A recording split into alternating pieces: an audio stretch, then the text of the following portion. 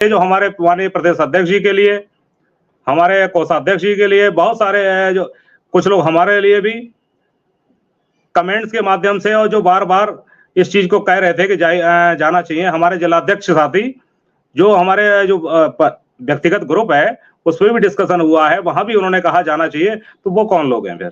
क्या वो शिक्षा मित्र नहीं है?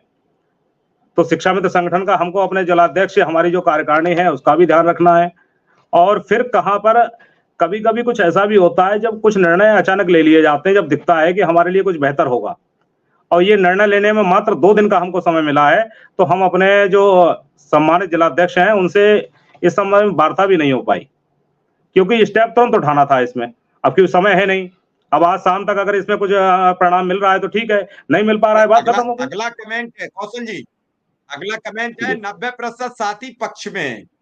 अब यही 6 तरीके के कमेंट है। वो कह रहा है, कोई शान मलिक जी है शिक्षा मित्र, वो कह रहे हैं 90% साथी पक्ष में है। खैर, जो पक्ष में नहीं है वो भी हमारे साथी हैं, जो पक्ष में हैं वो भी साथी हैं।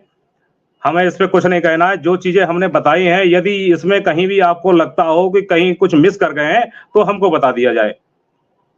आज हमने आपको जो हवाला दिया है, चाहे वो 2028-13, 2017 चंद्रमोहन नेगी केस का हो, ये आपका सीधे-सीधे प्रभावित कर रहा है, क्योंकि ये आपके जो आदेश आया है 25 जुलाई 2017 के ठीक 3 साल बाद का आदेश है ये।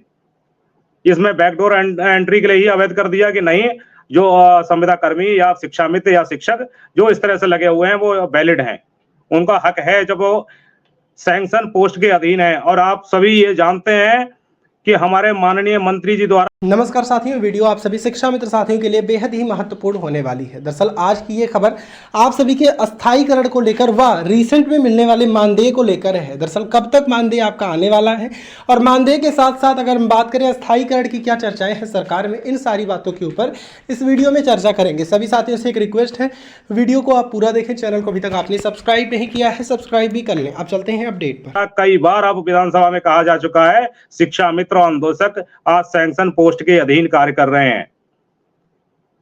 इसमें बहुत ज्यादा कुछ कहने की आवश्यकता नहीं है, सबके पास में है।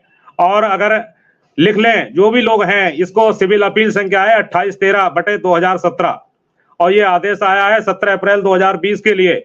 इस आदेश के लिए आप अपने गूगल पे सर्च करें, सुप्रीम कोर्ट की वेबसाइट से आपको मिल जाएगा, आप उसको पढ़ लीजिए, आपको लग जाएगा कि हमारा जो आदेश हुआ है वो कहां इसको प्रभावित कर रहा है।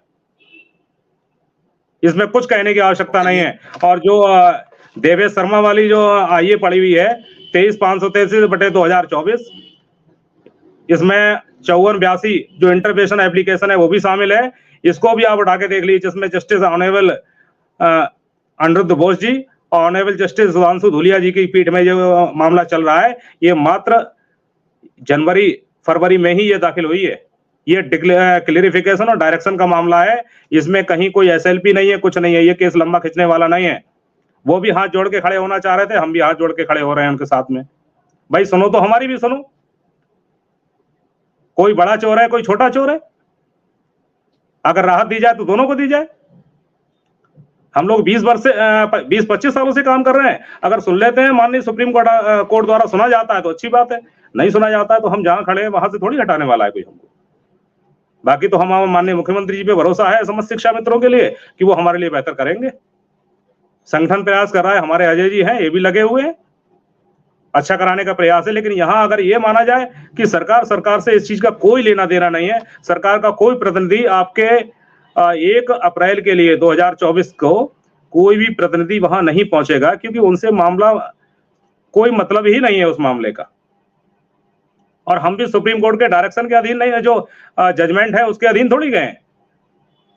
हम तो ये चाहते हैं कि अगर एक के लिए एक की प्रार्थना आप सुन रहे हैं, एक की नौकरी बचा रहे हैं, तो हम लोगों की भी बचा लीजिए। फिर हमारे पास उनसे कहीं ज्यादा योग्यता है।